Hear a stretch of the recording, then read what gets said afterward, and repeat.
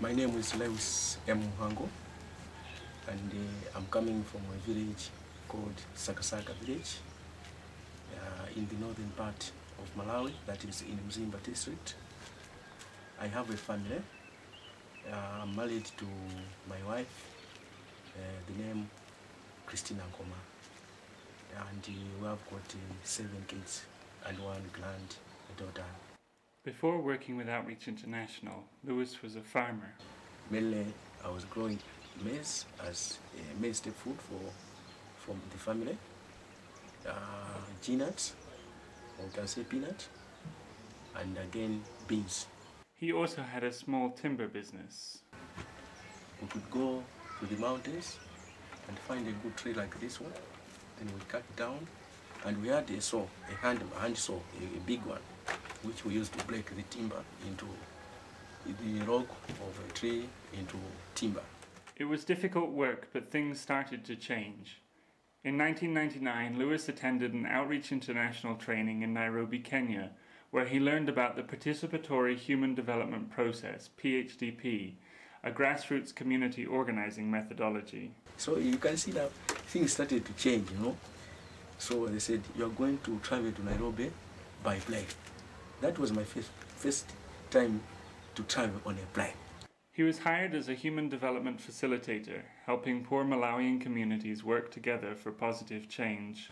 Dr. Labayan said, you go home. What you're going to do there is that you try and conduct your selection of the area. Then, later on, you receive the letter to start the job. Working in 2 communities, Lewis has seen the transformative power of Outreach International's methodology. Things really have been changed there. Because the time when I started work there, people were not able to work on their own, especially on development activities. Because the time when I started in Japwa, the old one, there were a number of problems or issues that people were facing there. One of them was lack of clean drinking water. Okay?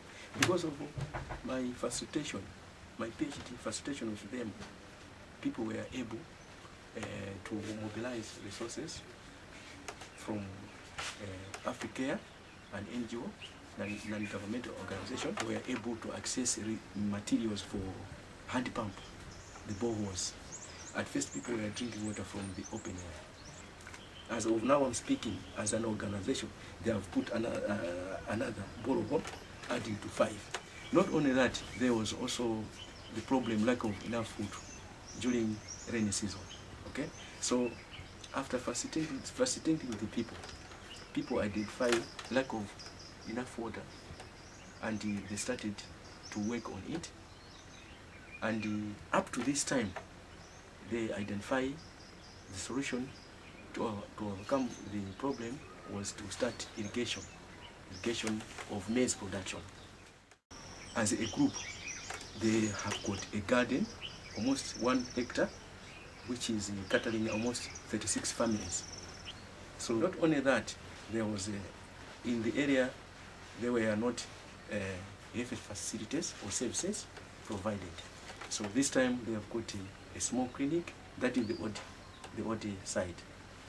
In fact, the same issues I can see that in the new field which I'm working now, which is just 2 years old. Yeah, it is the same. People started to act on lack of enough food by establishing the irrigation project, whereby they grow maize as well as that's maize for food.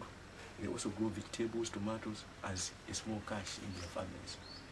And they have also a mobile clinic that comes to the community, that is the new community, once in a month. Okay, health services like weighing kids under 5.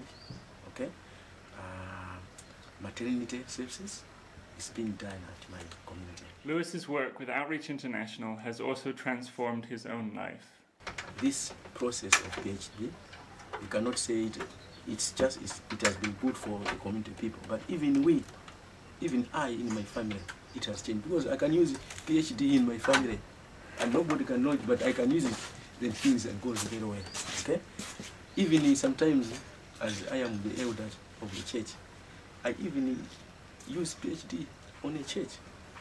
So I can see that the way how people have started responding to the process of PhD, I can see that indeed there is a great change.